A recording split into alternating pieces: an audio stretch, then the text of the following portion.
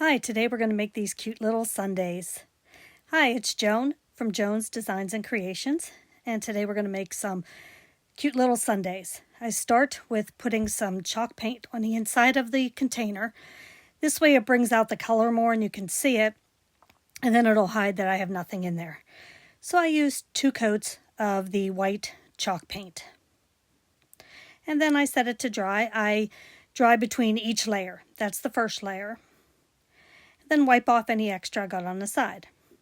Then I take a piece of round cardboard that I'm going to use to cover the top to make a lid on where I'll make the rest of the decorations. And I also put 2 coats on that. I set that to dry. But earlier I had done an additional glass that I had painted inside it. I put the let the top dry, so then I used the Aleene's tacky glue to attach the cardboard piece to the top of the plastic glass. Then I let that dry. I have another one done up to that point, so then I take my white clay, I condition it, and I'm going to roll it out into pieces to make my top whipped cream, faux ice cream, whatever you want to call it, topping. Roll it out into a snake form, and not using my fingers, just using the palm of my hand. When I get to the desired circumference, I use the Aleene's, again, tacky glue around the sides of the cup where I will start to attach that piece of white clay. Just use a little brush to make it even so that there's not big parts sticking up. I push that initial layer into the side of the plastic cup and the cardboard. Get my nice first layer on there, get it nice and sturdy so that I can build the rest of it. Then add in the middle and around the full base, I use some more Aleene's tacky glue. And then I use a half circle to put in the middle, and then that will give me a base to build my ice cream layer on top of that. Put some more Aleene's tacky glue so that this stays. You really don't need to do it with the fresh glue, but I like to make sure that it stays on there and don't have to worry about it coming off. I used spackle before, but this time we are just using the white foam clay to create the ice cream swirl effect. Just attach each layer as I go around. Either you can do continuous or you can stop at each layer. I usually stop at each layer on the first couple rows, and then I will do a continuous whenever it gets to the top.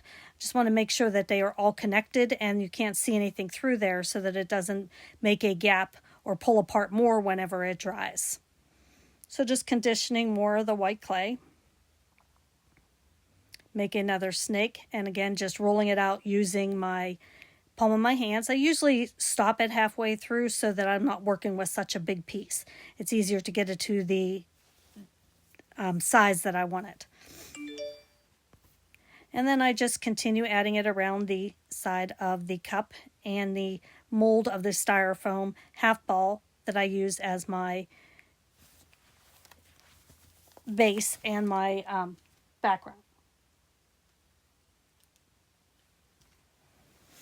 Just continue swirling it around to create that ice cream effect that you would get on an ice cream cone at a soft serve ice cream stand. And there we have that around there nicely. And you can control it more than if you're not comfortable using the spackle. This is another way to get that effect. Then I just put more of that Aleene's tacky glue the whole way around it so that my sprinkles stay in place when I put them on there. Just brush it to make sure I get in all of those little cracks. Where the spackle, you can't add this on there, but of course it's wet, so they'll stay in place with this. So I have my little mix that I got together. I used some purple and pinks and light yellows, just a nice spring texture color scheme. And I used my little rhinestone holder there, but I use it for the sprinkles, and then it's easier to control where I'm putting them on the sundae.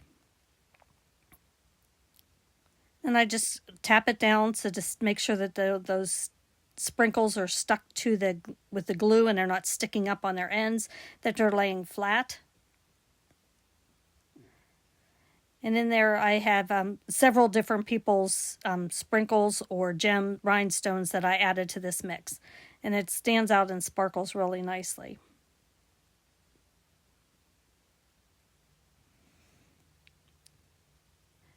And I've made my purple bow already, but yes, I used a little purple candy topper as the top on this one. I made my purple bow already, like I did my peach one. But I'm going to show you I have the blue one that I'd started with. I'm going to just cut some pieces of ribbon, and I lay down a small piece of string and lay my ribbon across the other side of it and some lace trim, and just stack one on top of the other. And then I will tie it into a knot on each side, make sure it's in place. Very cute, fast bows that you don't need to have anything. You can use a bow maker if you want to, but for some of these my designs, I just like to make these cute little pieced together bows. And then I pick out a little rhinestone to put on in the middle of that, add some of that super glue to attach it and make sure it stays on there good. And then I show you that I'm attaching the purple one because everything is dried and set on there, so I show you it with the purple. So I have the peach one completely done. I'll finish a tealish green and then a blue one. Thank you.